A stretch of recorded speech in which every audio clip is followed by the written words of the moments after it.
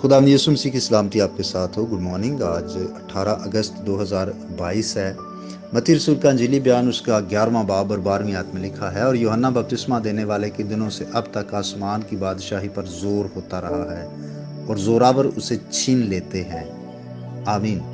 यूहन्ना बपतिस्मा देने वाले की बड़ी तारीफ ये है कि खुदा ने उसकी खिदमत को कबूल किया और उसे आसमान की बादशाही के आगाज़ और उसके लिए लोगों को तैयार करने में हैरत अंगेज कामयाबी बख्शी। यानी जब वो शुरू हुआ, उसने अपनी खिदमत का आगाज़ किया, उन दिनों से लेकर अब तक आसमान की बादशाही पर जोर होता रहा है, और जो जोर मारते हैं वो छीन लेते हैं। यूहन्ना की खिदमत से बहुत सारे लोगों पर असर हुआ और वो उसके शागिर्द हो गए।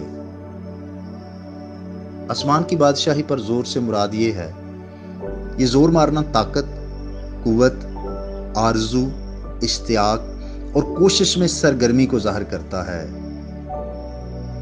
यानी वो लोग जो अपने शहरों से, देहातों से निकले आए, मुनादी सुनी, गुनाहों का इकरार किया और फिर पानी का बपतिस्मा पाया, इसका मतलब उन्होंने जोर मारा। लेकिन वो जो ना आए, जिन्होंने अगर आ तो गए तो तवज्जो से सुना नहीं है, अगर सुन भी लिया तो गुनाहों का इकरार ही नहीं किया, उनकी निस्बत वो लोग ज्यादा बरकत पा गए जिन्होंने कबूल किया और अपने आप को फर्माबरदारी के लिए पेश किया। आज भी ये ऐसा ही है।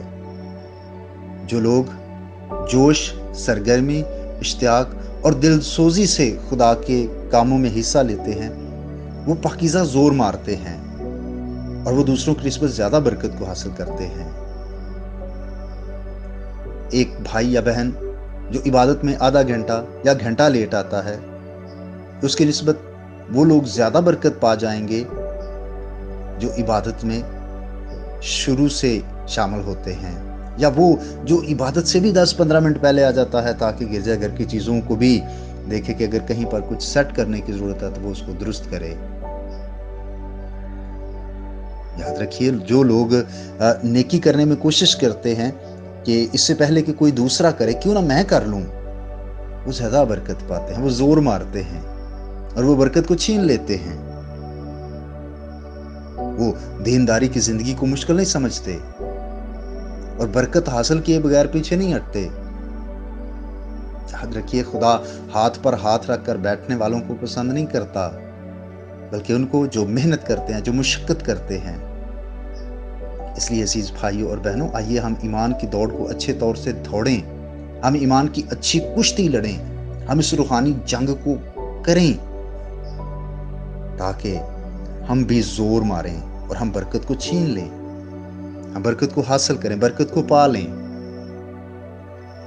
सो खुदा आपके साथ हो। आइए हम दुआ करें।